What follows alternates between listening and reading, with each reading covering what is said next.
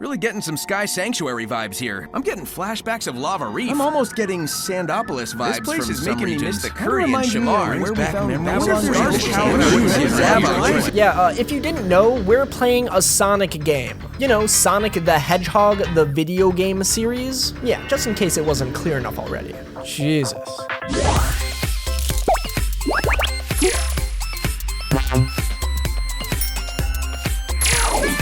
If you were to ask me one of the biggest reasons I always picked Sonic over Mario as a kid, it'd have to be because of the incredible stories. Well, I mean, besides the fact that I always preferred running away from my problems instead of jumping on them. But yes, while I did love the individual stories from Sonic on their own, it was also how they would sometimes interconnect across games, how the series would subtly weave a continuous narrative through its settings and characters. In contrast to Mario, every game felt like a chapter in a larger saga. That's what really did it for me. Because you see, the creator of Mario, Shigeru Miyamoto, claims to see his cast of characters as a troupe of actors, taking on whatever role is needed for the individual story being told. It's why Mario is such a flexible character, rescuing a princess in one game and then being a certified doctor in another, PhD and everything. Forget Christian Bale, Mario is the real supreme method actor here. But each game has its own completely standalone story, unrestricted by the events that came before it. It allows the characters to do more out there things without having to be taken too seriously. Speaking of out there things, why do I have the feeling you aren't subscribed? It would really help me out if you considered liking the video and perhaps even subscribing. It only takes a second or two of your time, and it's the best way to support my channel, and for completely free, might I add. Anyways, then we have Sonic, who's always been treated with the opposite mentality.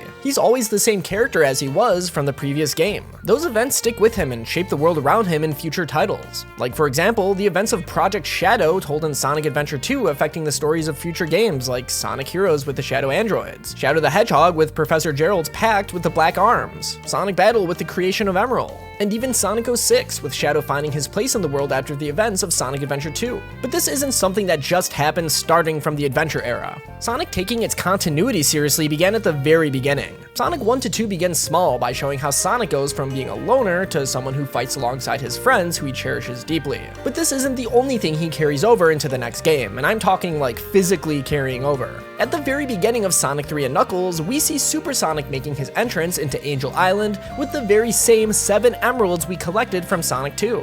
Then the lore of the Chaos Emeralds becomes permanently expanded with the introduction of the Master Emerald later on. Sonic 3 and Knuckles also shows Sonic and Knuckles' rivalry turned into an alliance, one maintained throughout the rest of the series. This consistency in lore carried over from game to game gave the Sonic series incredible world building that rivaled even big-name RPGs. Sure, the mythos might have been muddied with how the Western localization was handled differently than the Japanese versions of the games in the beginning, but it was always there. It's the reason a lot of fans became so attached to Sonic and his world. You would play one game and want to go back to previous ones you hadn't played to get the bigger picture. Like if Sonic Heroes was your first game, you're probably going to be really wondering what Shadow's whole deal is and might go back to Sonic Adventure 2 to find out. But this emphasis on continuity would be placed on the back burner for most of the 2010s, because Sonic Team started making games with stories that acted as more isolated scenarios, not building on or even acknowledging events from the past. It was like every game took place in its own isolated canon, sort of like a Final Fantasy game. And sure, while this method makes it easy for newcomers to just hop right in whenever, it leaves less to be digested by anyone invested in the story. Sonic Team was also sloppy with keeping track of their own character lore during the 2010s. Like, why is Tails' character arc from Sonic Adventure ignored to the point where Tails pretty much cowers in fear whenever confronted by any enemy?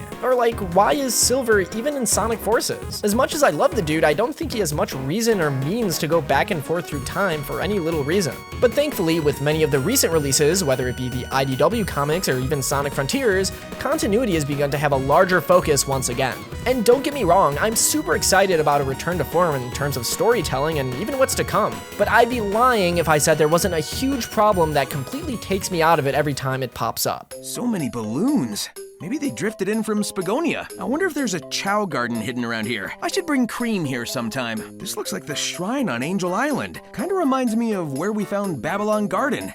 Yeah, I wonder what Jet's up to. This place is making me miss the curry and Shamar. I'm almost getting Sandopolis vibes from some regions. Brings back memories of Rail Canyon. Really getting some Sky Sanctuary vibes here, but older. Red Mountain had a view like this too. I'm getting flashbacks of Lava Reef. I bet Omega would have loved to take on those Titans. buttons. I bet Zavok would feel right at home here. What is with these constant references? It's like they have to remind you that you're playing a Sonic game as if it wasn't already obvious. Listen, man, I was the one that booted up the game. I know what this is. And why does every little mundane thing remind Sonic of something? Like, what is this, a Family Guy cutaway gag? Holy crap, Tails.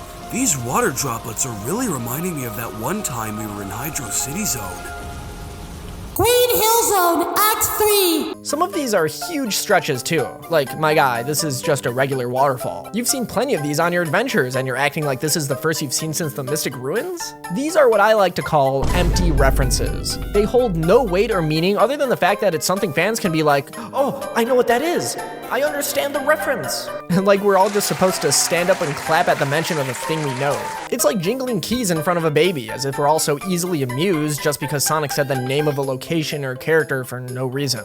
It feels insulting to my intelligence, man. These are honestly just as bad as those jokes people make where the main character says the name of the movie, but if it were completely unironic. The corniness levels are off the charts. This is my problem with current Sonic storytelling. Yes, we have continuity back, and don't get me wrong, I've been waiting for this for years and am over the moon happy, but I feel like they're going about it the wrong way in this regard. Like, instead of telling us how the waterfall reminds Sonic of the Mystic Ruins, why not go into depth on how the ancients might have used this waterfall? I mean, they have this whole puzzle that summons this statue to split the waterfall in half. This could have been an insightful comment to help build the lore of the island. Or as another example, instead of telling us how seeing a random balloon reminds Sonic of Spagonia, explain how the ancients might have used these balloons for their own purposes. Maybe even connect the balloons in Spagonia to the balloons on Starfall Islands rather than the other way around. Like maybe the balloons Sonic found in previous games, like in Spagonia, were based off of this technology from the ancients. These are just random examples I made up explanations for in like 3 seconds, so don't take them too seriously, but I think you get the gist. These empty references can give off the feeling that Sonic Team isn't confident in both the current narrative that they're creating, or how it could potentially connect back to previously established things. It's the same reason why people hate seeing old zones in newer games. They're usually there for almost zero reason, and they do little to even try to expand upon what came before. It also feels like missed opportunity to give us something new. In previous games that took its continuity seriously, when a character or location was mentioned or brought back, it wasn't just for the sake of getting some kind of cheap reaction from fans. It was usually always because it was actually directly relevant. Like for example, how in Shadow 05, Prison Island makes a comeback. Yeah, the island from Sonic Adventure 2 you got to play through before it got freaking napalm bombed by Eggman and crew. And exactly because of that, when you return to it in Shadow the Hedgehog, it isn't just a cute little throwback to a familiar area. It's completely overgrown by plant life since being abandoned, and the explosion caused toxic waste to overflow into the water. It barely resembles what it was in Sonic Adventure 2 when you return to it because of what happened during that game, and I think that's awesome. It makes you think, wow, that funny little FMV cutscene in SA2 of the island exploding had actual impact on the world of Sonic the Hedgehog. The things that happen in these games matter because there's a chance it can come up again in the future and actually affect the story. Except for the moon, we don't talk about that one. Now, I'm not saying that everything brought back needs to have something this drastic, but if something is touched on, generally there needs to be a good reason and should probably play into the current story in some way. One or two throwaway mentions here and there are fine, but this game is absolutely littered with them. But what might be even worse is when the game drops huge lore implications during these kind of throwaway lines. Sonic Frontiers reveals during a throwaway line that Tangle and Sticks are canon to the games, which is a huge deal. I wonder if Cream and Sticks are free. I bet Tangle would love climbing around these ruins. This not only makes the entirety of IDW, the comic books, canon, which has insane implications, but it also brings aspects of Sonic Boom, a non-canon spin-off series, into the main canon. Like, excuse me?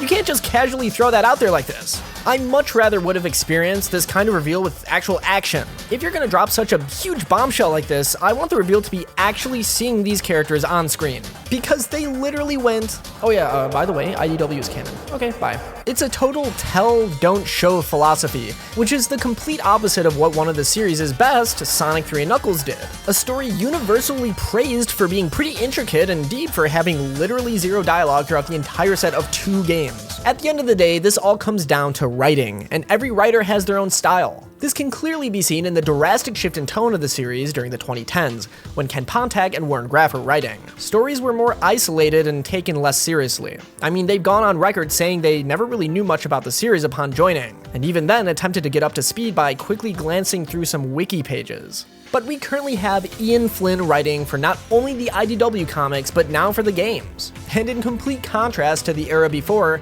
you can tell just by experiencing his stories that he truly knows his stuff. This guy is a total Sonic lore buff, but this might be his biggest fault in a way. What I mean by this is that sometimes he writes like a fan. And I'm not talking about the quality of his writing, but in the way that he can sometimes overindulge in flexing his knowledge of the series. Like, these little references aren't what Sonic would say, it's what a Sonic fan would say. He can also be too on the nose with his writing style, I think. He very rarely leaves anything to the imagination, and this is usually due to how he tends to over-explain things. Especially with how he tends to reveal a bunch of unnecessary information online. Like how he revealed on a podcast that there's apparently no money in the Sonic universe. Yeah, sure, so I was just giving all my rings to the Chao black market as charity. And I guess the 20 different casinos Sonic has been to are just cities where the residents use rings as sustenance. Or how he revealed only male hedgehogs can turn super. Yeah, okay, so what's this then? Bro, Knuckles even refers to his ascended form as Super Knuckles in Sonic Frontiers. You wrote that game. Also, these reveals are all usually from his podcasts, completely outside of the games and comics. I don't know about you, but this is probably the lamest way to make lore reveals. Not only are these statements wrong, but like, did we really even need to know this? How does this enhance the plot in any way? As a matter of fact, I actually think it makes it worse. Because even if these things are true, putting the arbitrary kiboshes on concepts like these restricts the imagination.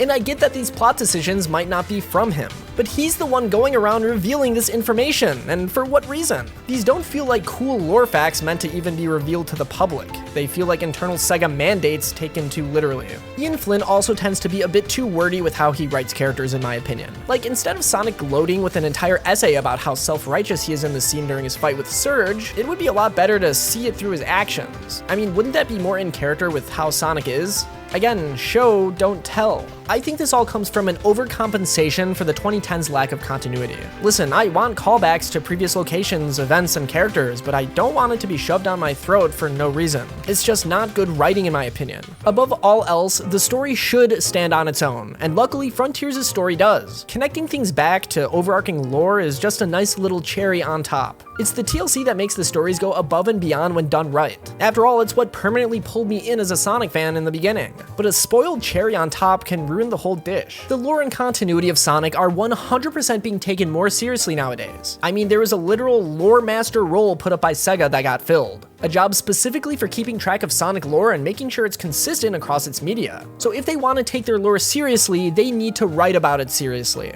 Ian Flynn can be and usually is an excellent writer, and he obviously knows his stuff. Again, I'm happy continuity is a thing again and stories are allowed to connect together in new ways. I'd much rather this than the Sonic series basically ignoring any past game's characters and events like how it was in the 2010s. But we have to start respecting the intelligence of the players a bit more. So no more spoon-feeding superficial nods to the past. We need substance. Anyways, before we end this video, huge thank you to today's sponsor, Fume. Trying to quit your bad habits? Why not try Fume? Instead of electronics and vapor, Fume is completely natural and uses flavored air. You've got a ton of great flavors like maple pepper, white cranberry, sparkling grapefruit, raspberry lemon, crisp mint, and my personal favorite, orange vanilla. Just pop a flavor core into your device, it's as simple as that. It comes with adjustable airflow and movable parts and magnets for fidgeting, giving your fingers a lot to do, which is helpful for de-stressing while breaking your habit. So join over 150,000 customers who have made the switch with Fume. Use the link in my description, scan the QR code, or use code chaomix for 10% off when you order the Journey Pack today. And make sure to try out the new base attachment, which doubles as a weighted stand to rest your Fume on and a nice little fidget toy. Huge thank you to Fume for sponsoring this video. Anyways, that's gonna be it for today's video. If you liked it, leave a fat like and subscribe for more even way past cool Sonic content such as this. In the comments below, let me know what you think of references in the Sonic series. Huge thank you to my amazing channel members. And with all that being said, I hope everyone has a fantastic day. Peace.